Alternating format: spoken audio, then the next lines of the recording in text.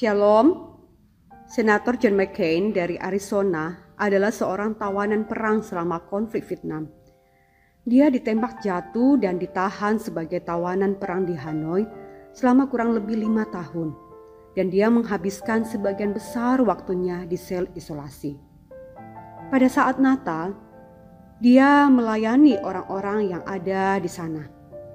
Dia berkata bahwa 4 hari sebelum Natal, dia diberitahu bahwa dia dapat menyalin doa dan cerita dari satu-satunya Alkitab yang tersedia di Vietnam.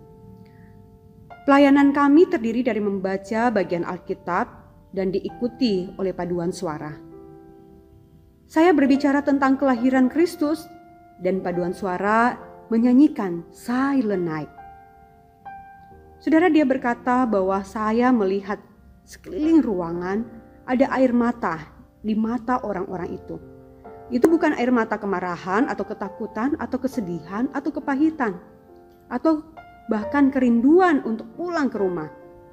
Mereka meneteskan air mata kebahagiaan bahwa untuk pertama kalinya dalam 7 tahun, bagi sebagian orang-orang tahanan, mereka bisa merayakan Natal bersama.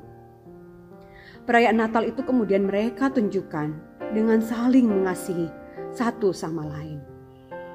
Saudara yang dikasihi Tuhan, bagaimana jika karena pandemi kita tidak bisa merayakan Natal bersama-sama bertahun-tahun? Apa yang saudara rasakan ketika Natal kembali dirayakan? Mungkin apa yang disaksikan oleh John McCain menjadi pengalaman kita bersama. Saudara yang dikasihi Tuhan, Natal pesan utamanya adalah cinta Tuhan yang besar kepada manusia.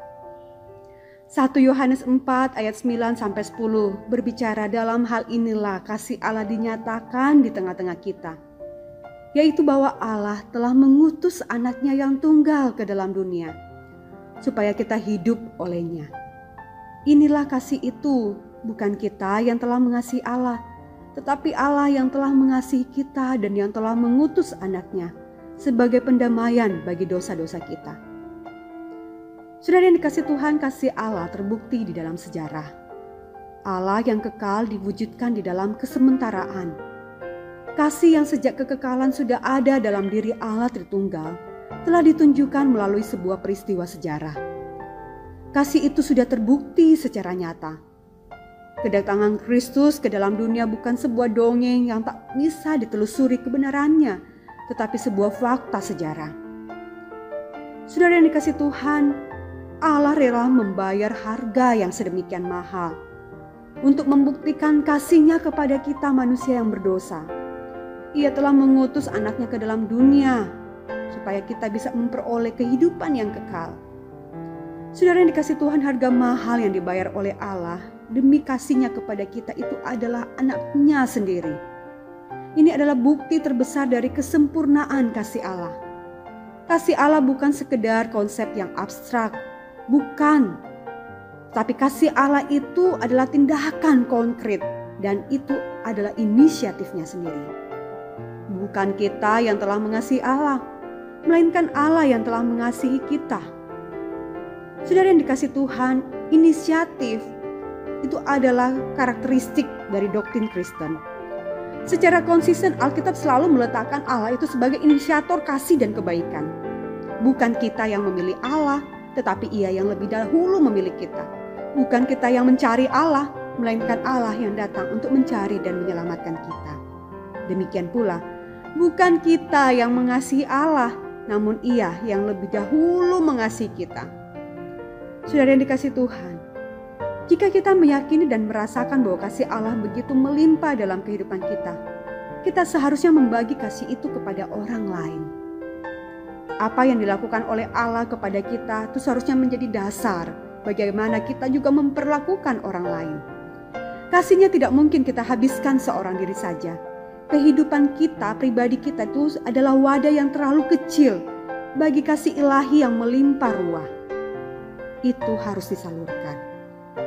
Saudara yang dikasihi Tuhan, biarkan Natal kali ini menjadi peristiwa yang penting dalam hidup kita. Karena kita betul-betul mengalami cinta Tuhan. Kita mengalami sukacita, kedamaian, kelembutan. dan kita juga membagikan hadiah terbesar itu bagi orang-orang di sekitar kita. Saudara, Natal itu bukan soal pernak-pernik.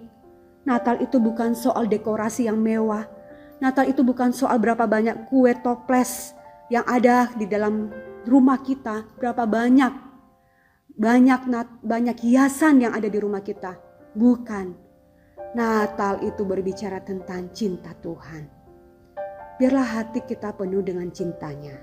Dan dengan demikian kita juga bisa membagikan cinta Tuhan itu kepada orang lain. Amin. Tuhan Yesus memberkati kita.